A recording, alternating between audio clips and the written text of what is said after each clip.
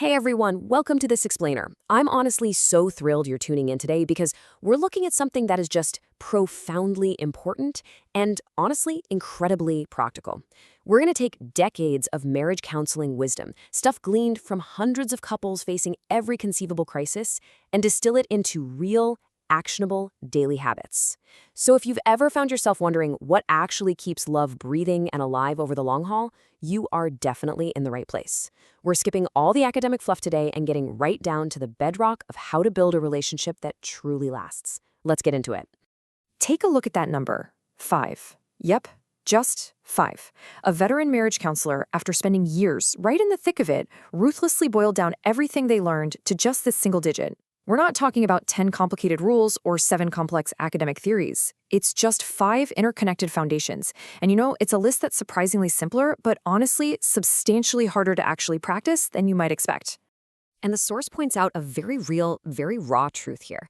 Think about it. When you and your partner are caught in a massive disconnect, academic jargon is not going to save you. As the source says, all those impressive theories mean almost nothing at 2 a.m. when a marriage is quietly falling apart in the dark. That hits hard, right?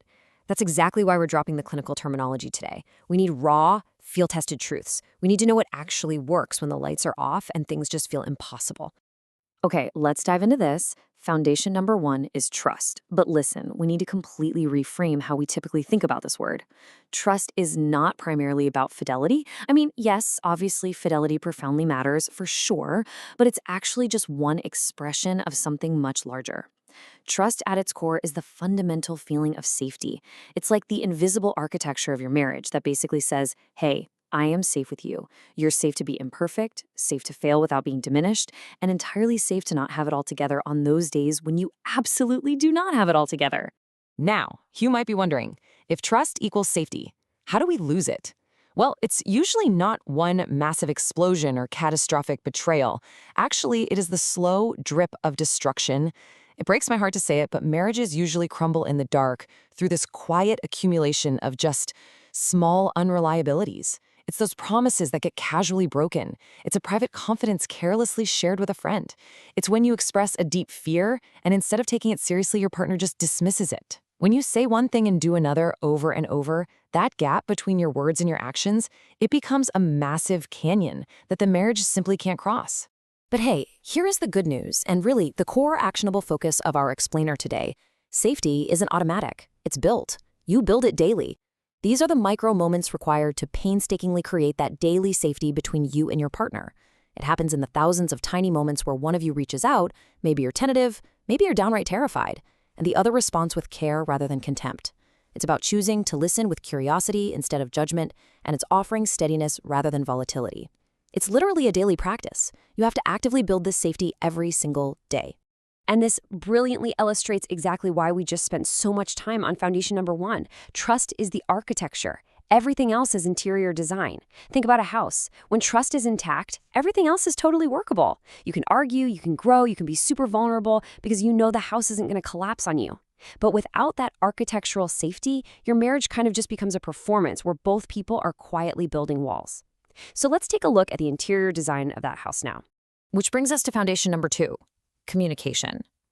But actually, scratch that. It's not really the talking part. It's the much harder part. A lot of struggling couples mistake talking at someone for talking with someone.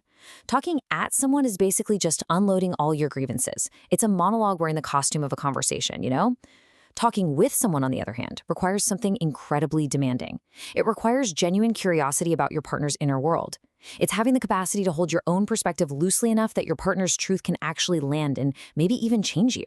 But honestly, we can't talk about communication without talking about the silences. Every silence in a marriage is a conversation the marriage desperately needed to have and didn't. The most damaging communication failures aren't usually those explosive shouting match fights. No, they are the unspoken needs. They're the unnamed loneliness, the fears that go perpetually unvoiced until they harden into literal walls between you.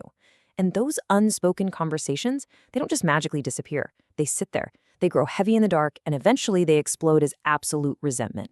Now, what's really interesting about this concept is how it completely dismantles a massive cultural myth we've all been sold. Foundation number 3 is commitment. You see, our culture constantly tells us that commitment is a feeling. It is absolutely not. If you're only staying committed when it feels natural or easy, you aren't actually practicing commitment at all. Real commitment is a daily decision. It is a choice you make privately, internally, on every single ordinary day. And it counts the most, especially on the days when you are totally exhausted, your partner is being difficult, and that loving feeling is completely absent. To really drive this point home, practicing preference is a perfectly fine way to, say, choose a restaurant for dinner. But it's a catastrophic way to build a life. Practicing commitment means deciding that this marriage isn't just one of your options, it is your chosen direction. Couples who sustain something extraordinary over the decades, they fight for the marriage, rather than fighting about whether the marriage is even worth fighting for. They dig in. They go way deeper with what they've already chosen. And that beautiful depth brings us to foundation number 4, intimacy. Now, intimacy is the full spectrum experience of truly being known. And as you can see, it has distinct layers. There's emotional intimacy, which is sharing your inner world, your fears, and your joys without holding back. There's intellectual intimacy, which is finding sheer delight in your partner's mind. Spiritual intimacy is all about those shared values and the meaning you're trying to create in the world. And of course, physical intimacy. That requires real attention and courage because it's the exclusive bond that makes a marriage rather than just a really great friendship. You really have to intentionally tend to all of these layers. Let's move to our final foundation and see how this all builds together. Foundation 5 is growth. The source makes such a brilliant point here. The 48-year-old who is identical to their 28-year-old self hasn't been growing. They have been calcifying. And honestly, being married to a calcified person is like a slow suffocation. So the most important thing you can bring to a long marriage isn't just focusing on the growth of the relationship itself, but your continued, courageous, committed personal growth as an individual. So how exactly do we prevent this relationship calcification? Well, here are some incredibly actionable habits for personal growth that we can all implement. First up, do the necessary therapeutic work. Treat it as ongoing maintenance, not just an emergency last resort. Confront those uninvited patterns you dragged in from your family of origin. Be willing to admit you might be wrong about yourself. And honestly, perhaps the most surprising habit here, you have to allow your partner to become someone you didn't entirely plan for. When they grow, don't panic. Celebrate those unfamiliar new rooms in them. So the crucial point is this. You know that initial chemistry you felt at the very beginning? That was just the spark that started the engine. The real renewable energy of a long marriage is the ongoing discovery of a person who keeps becoming. Thriving couples stay genuinely interesting to one another across the decades. They don't just assume they know everything. They are constantly discovering new dimensions of a person they thought they already knew completely. All right, let's bring the whole shebang together. Here is our interconnected house. We have trust, which provides the safety so love can breathe. Communication, providing the honesty so love can deepen. Commitment, that daily decision so love can endure. Intimacy, the full spectrum of being known so love can truly satisfy. And growth, the ongoing act of becoming so love can stay alive. You see how they mutually reinforce each other?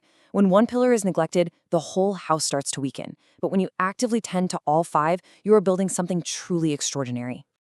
Before we wrap up, I want to leave you with this final, truly vital question to ask yourself, and maybe your partner tonight.